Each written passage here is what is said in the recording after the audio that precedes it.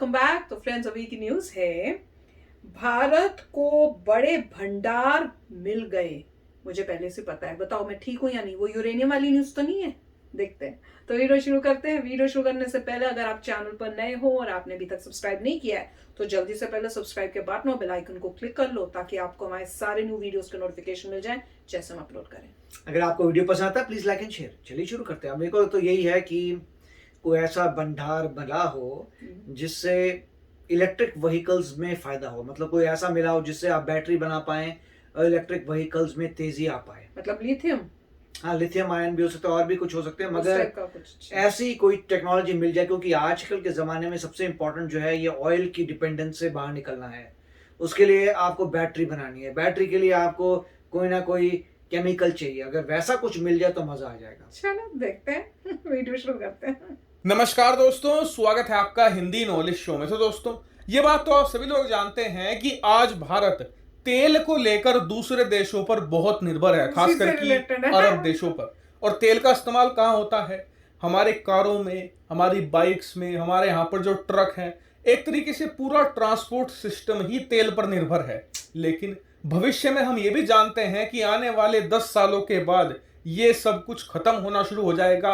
हर एक चीज, चाहे आपकी मोटरसाइकिल हो, कार हो, ट्रक हो, सब कुछ चलेंगे बिजली पर। अब आपके मन में आया होगा कि ठीक ही तो है, इसके बाद भारत किसी पर निर्भर ही नहीं रहेगा। अरब देशों से हम तेल नहीं खरीदेंगे, पैसा बचेगा और हमारी निर्भरता खत्म हो जाएगी। लेकिन हमारी निर्भरता खत्म नहीं होगी और ना ही हमारा कोई पैसा बचने वाला है। पैसा फिर भी देश के बाहर जाएगा।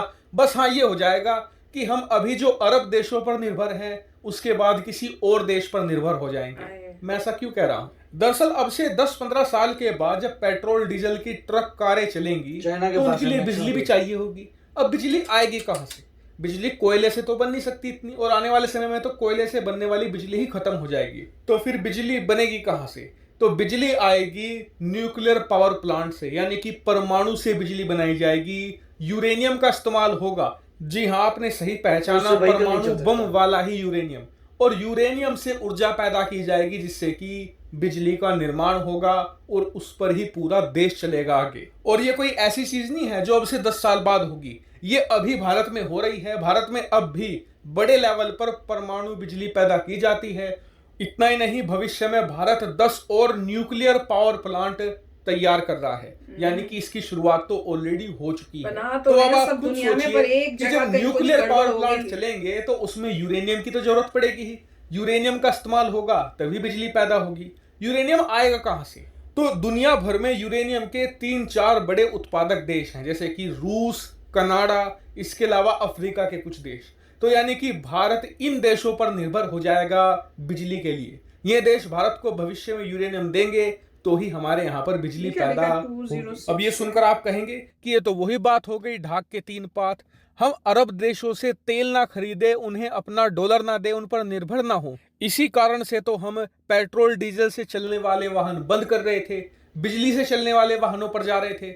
लेकिन अब हम बिजली के लिए दूसरे देशों पर निर्भर हो जाएंगे तो इसका फायदा क्या? अगर आप ये सोच रहे हैं तो आप अकेले नहीं हैं, क्योंकि सरकार भी इसी सवाल का तोड़ ढूंढने में लगी हुई थी पिछले कुछ सालों में, और आज इसका तोड़ मिल गया है। बहुत बड़ी खुशखबरी आई है। दरअसल आप स्क्रीन पर देखिए, राजस्थान के अंदर अब से 2 दिन पहले यूरेनियम के बहुत ज्यादा बड़े भंडार मिले हैं। कितने बड़े भंडार? करीबन 12 मिलियन टन। और कहा जा रहा है कि ये अभी शुरुआती रुझान है, अभी उस एरिया की और ज्यादा सर्वेइंग की जा रही है और कहा जा रहा है कि ये और ज्यादा बड़े हो सकते हैं। लेकिन अगर आप सिर्फ 12 मिलियन टन ही मान लेना तो आप मानकर चलिए कि कई दशकों तक भारत को किसी से यूरेनियम नहीं खरीदना पड़ेगा और भारत यूरेनियम के मामले में भी आत्मनिर्भर हो जाएगा। वही बात करें कि ये कहां पर है, तो बताया गया है कि जो रोइला और कंडेला तहसील है सीकर डिस्ट्रिक्ट की राजस्थान में, वहां पर यह पाई गई है। और ये करीबन 1086 हेक्टेयर में फैला हुआ एरिया है। और ये सब जानकारी किसी सोर्स से नहीं आई है। जो सुबोध अग्रवाल जी हैं, जो राजस्थान के एडिशनल चीफ सेक्रेटरी हैं माइन एंड पेट्रोलियम के, उन्होंने ये खुद ऑफिशियल जानकारी डाटा के साथ उपलब्ध करवाई है, जिससे कि ये कंफर्म हो गया है कि वाकई में ही इस एरिया में यूरेनियम है। और आपको बता दूं कि इस सब की यहाँ पर सुराग हमें 2018 में ही मिल गए थे। वो कैसे? दरअसल 2018 का आप आर्टिकल देखिए जिसमें साफ बताया गया है कि राजस्थान के अलग अलग इलाकों के जो पानी पीने के कुएं हैं ना, वहां पर पानी में बहुत ही कम मात्रा में यूरेनियम पाया गया है। कई इलाकों में बहुत ही ज्यादा क्वांटिटी में था और इसीलिए वहां पर वार्निंग भी जारी की गई थी कि किस इलाके में कितना गहरा कुआं होना चाहिए और लगातार पानी की जांच भी की गई थी ताकि लोगों को कोई नुकसान ना पहुंचे।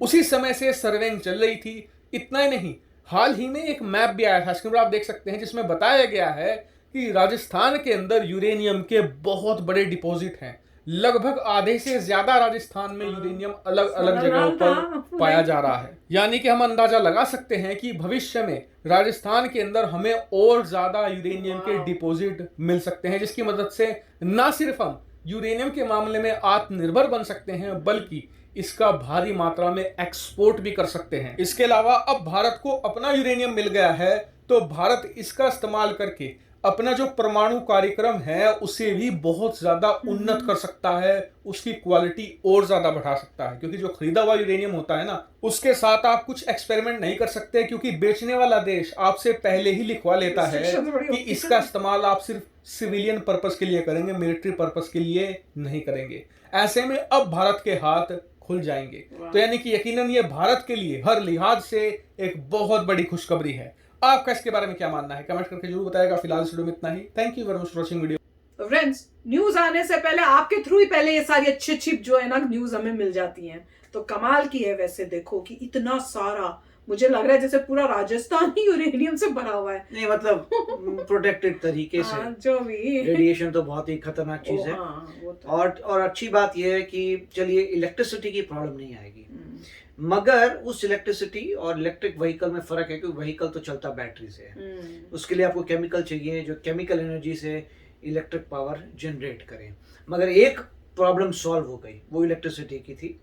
और इलेक्ट्रिसिटी आ जाए उसके बाद लोगों ने और भी मतलब तरीके बताए हैं कि अगर आपको इतनी ही प्रॉब्लम है बैटरी की तो आप क्या है, रोड के ऊपर लाइंस बिछाइए जैसे आपकी ट्रेन चलती है और सीधा कार आएगी, कार में से वो डंडी निकलेगी ऊपर और धड़ाधड़ चलाइए गाड़ियां, ऊपर ग्रिड बना दीजिए इलेक्ट्रिसिटी की।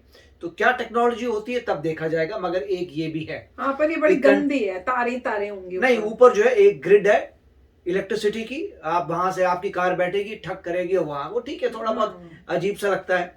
परंतु एक ये भी आइडिया, अगर बैटरी आपके पास नहीं आती है, ऑप्शन तो हुआ, तेज तो बेटर ही होगा।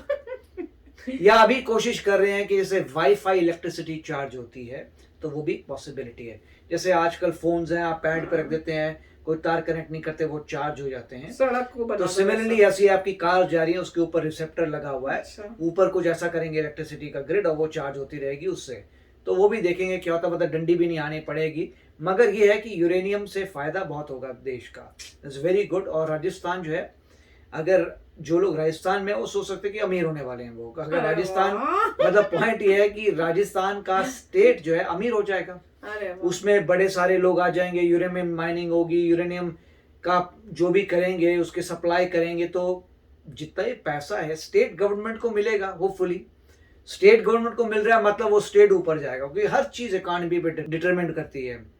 जिसके पास ज्यादा पैसा है उसकी इकोनॉमी ऊपर जाती है, उसके बाद जो है सारी खुशहाली वहीं आएगी, बेटर रोड्स आएंगी, बेटर मतलब बड़ी बड़ी बिल्डिंग्स आएंगी, बेटर सिटीज बनेगी, बेटर हॉस्पिटल्स आएंगे, सब कुछ रिसर्च इंस्टीट्यूट्स आएंगे। तो सब पैसा की है, अगर एक जो स्टेट अमीर हो जाता है वो बिंदास आगे बढ़ेगा। नहीं, और देखो रेगिस्तान वहां पे मिला है, तो वही है। अभी अब देखिए रेगिस्तान में वहाँ रेगिस्तान में तेल मिला, यहाँ रेगिस्तान का ही चक्कर है, जहाँ रेगिस्तान है वही ना कहीं कुछ जिसको सोचते थे सबसे बेकार जगह होती है, उस रेगिस्तान में ऑयल मिल गया, इस रेगिस्तान में यूरेनियम मिल गया।